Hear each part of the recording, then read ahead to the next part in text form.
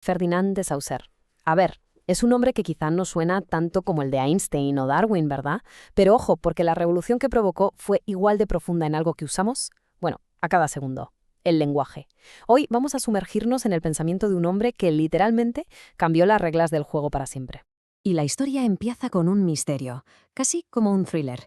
El hombre que hoy conocemos como el padre de la lingüística moderna, en realidad nunca escribió su libro más famoso. Cuando sus alumnos, Charles Bailey y Albert Sechealle, fueron a buscar sus notas después de su muerte, se encontraron con esto, un vacío desolador.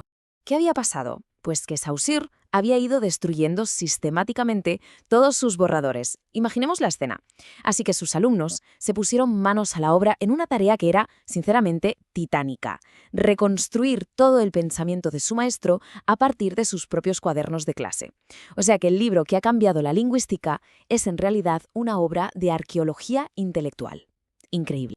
Entonces, ¿cuál fue esa idea tan revolucionaria? Pues todo arranca con una pregunta que parece simple, pero que no lo es para nada. Para que la lingüística pudiera considerarse una ciencia de verdad, primero necesitaba definir qué es exactamente lo que estudia. Es que antes de él, este campo era un poco un caos. Se comparaban lenguas, se buscaban las raíces indoeuropeas, se estudiaba cómo evolucionaban los sonidos. Todo muy interesante, sí, pero como bien observó Saussure, se hacía sin haber definido primero la naturaleza de lo que se estaba estudiando. Era como intentar estudiar biología sin tener claro qué es un ser vivo. Y aquí llega su primer gran golpe de genio. Saussure distingue entre lo que él llama la lengua y el habla. A ver, el habla o la parole es el acto individual que cada persona hace al usar el lenguaje. Es personal, es momentáneo. Pero por debajo de todo eso está la lengua, la langue. Y esto es el sistema social, el código compartido y abstracto de reglas y signos que poseemos todos los hablantes de una comunidad. Es, por así decirlo, las reglas del ajedrez, que existen más allá de una partida concreta. Este esquema, que es del propio Saussure, lo deja muy claro. Para él, la lingüística solo podría ser una ciencia si se centraba en un objeto homogéneo y bien definido. Y ese objeto no podía ser el habla, que es caótica e individual, sino que tenía que ser el sistema social y estructurado de la lengua. Ahí estaba la clave. Vale, de acuerdo. Ya tenemos el objeto de estudio, la lengua, el sistema. Ahora la siguiente pregunta es, ¿de qué está hecho ese sistema? Saussure se fija en su unidad más pequeña y fundamental, el signo lingüístico. Y esto es crucial, de verdad. Un signo no es una palabra que se pega a una cosa del mundo. No, es una entidad puramente psicológica. Una moneda con dos caras inseparables en nuestra mente. Por un lado el concepto, que él llama el significado, y por el otro la imagen sonora, la huella acústica, que llama el significante. Y aquí es donde llega la idea más potente, la más radical de Saussure. La conexión entre ese sonido, ese significante, y ese concepto, ese significado, no tiene ninguna lógica interna, ninguna conexión natural. Es completamente arbitraria. No hay nada en la idea de árbol que nos obligue a usar los sonidos A, R, B o L. Nada. La prueba de esto es muy sencilla, ¿no? Si esa conexión fuera natural, pues todas las lenguas usarían la misma palabra para la misma cosa, pero es evidente que no es así. El lenguaje, por tanto, es un contrato social, un sistema que heredamos y que aceptamos como comunidad. No lo decidimos, simplemente nos viene dado. Esta cita lo resume a la perfección. Si el signo es arbitrario, quiere decir que la lengua no se basa en la naturaleza de las cosas, sino que es un sistema de convenciones, un sistema de puros valores. Y esto nos lleva a otro concepto fundamental, el de valor.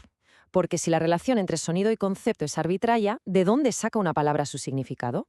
Pues Saussure dice, de su relación con todas las demás palabras del sistema. Una palabra es lo que es por oposición a todo lo que no es. Este es un ejemplo que usaba el propio Saussure y es perfecto. En inglés, la palabra sheep se refiere solo al animal vivo, porque para la carne tienen otra palabra, mutton.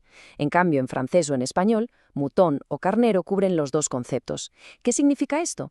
Pues que el valor de sheep es distinto al de carnero, no por el animal en sí, sino porque el sistema inglés tiene una pieza más en esa zona que limita su alcance. Estas relaciones de valor funcionan en dos ejes. Por un lado, el eje sintagmático, que es la cadena del habla, las palabras que combinamos en una frase, una detrás de otra, el gato se sentó, el orden importa, claro. Pero luego está el eje asociativo, que es virtual, está en nuestra mente. Es esa red de palabras que asociamos con enseñanza, por su raíz, enseñar, por su terminación, esperanza, por su significado, educación.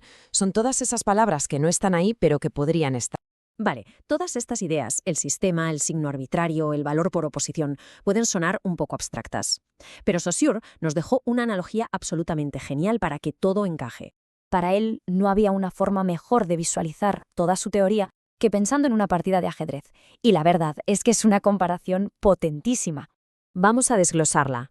Un estado de la lengua en un momento concreto, lo que él llama sincronía, es como una foto del tablero de ajedrez en mitad de una partida.